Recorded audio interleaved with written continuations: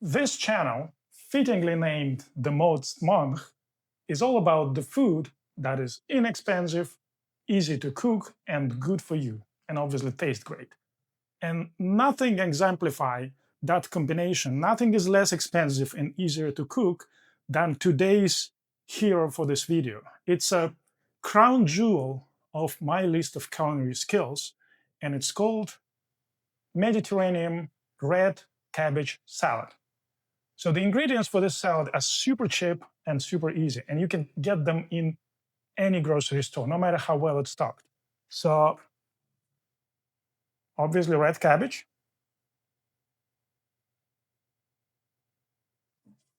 sweet onions,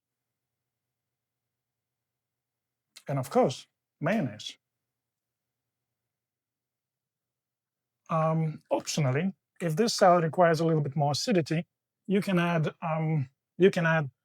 a juice of a little bit of lemon juice. Okay.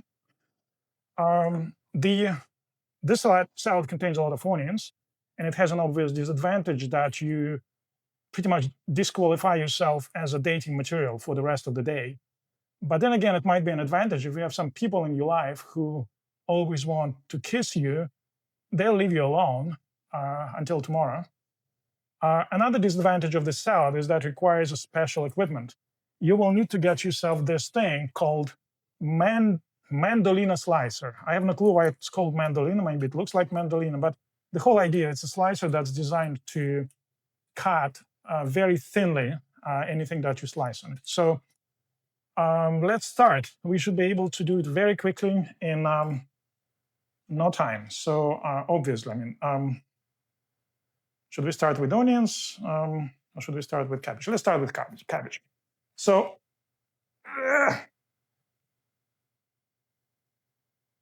all right, because cabbage is pretty rough. Okay, so the whole idea of using mandolina slicer is partly solve that problem by cutting it very, very thinly. And my slicer has 3 different settings of thickness, and I'm setting it to the thinnest slice possible. So it's easier for me to do it standing up. So basically, the whole idea is you do what I do, slice in like tiny, tiny, tiny slices, tiny pieces. Okay.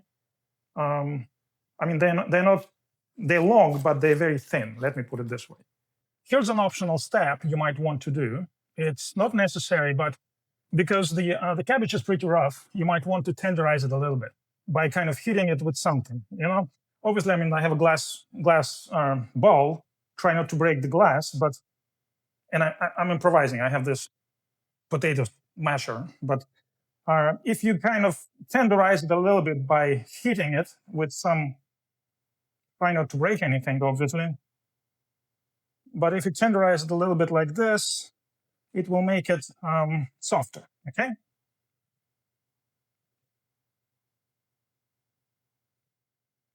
Okay, now let's do the same with onions. Let's add the onions. Again, it's sweet onion.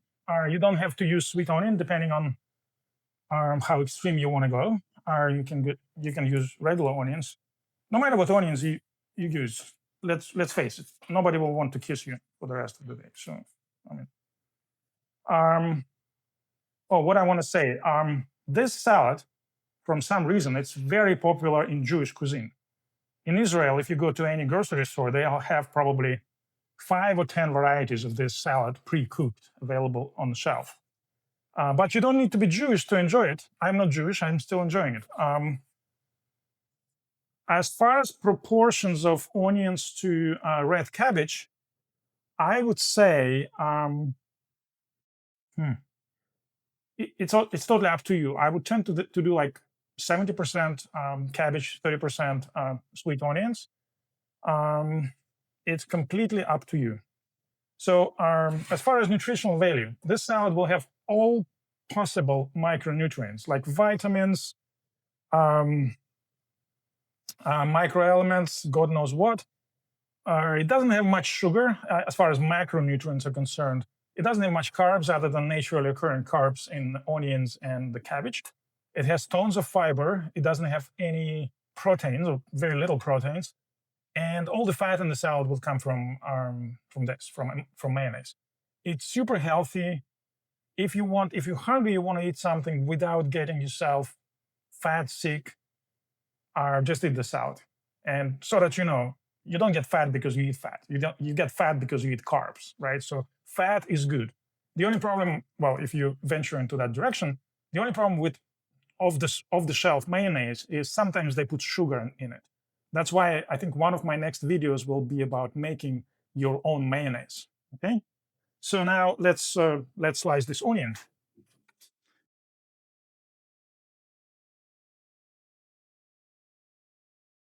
Now the final step, it's also optional, but sometimes it's not acidic enough. So let's use my trusted lemon juicer to make some lemon juice and to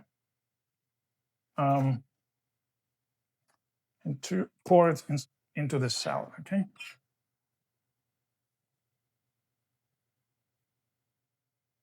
Like this.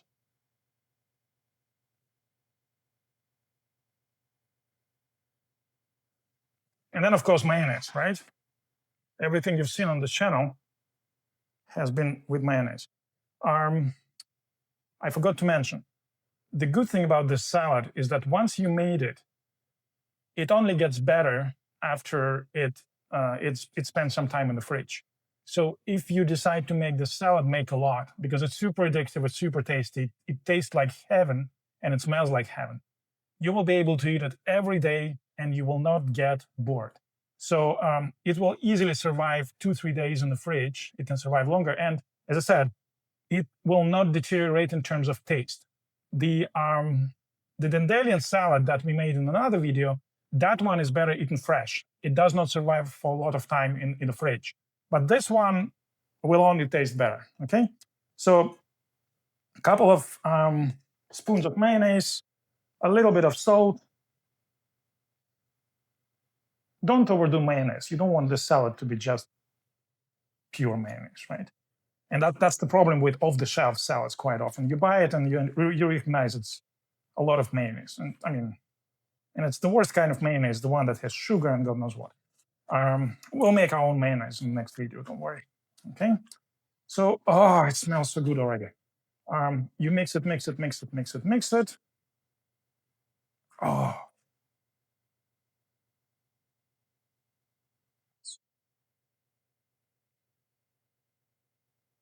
And here it is, ready to eat. So that was Mediterranean red cabbage. Mediterranean? Middle Eastern, maybe. Jewish, whatever you want to call it. Red cabbage salad. Enjoy. Thank you very much for watching.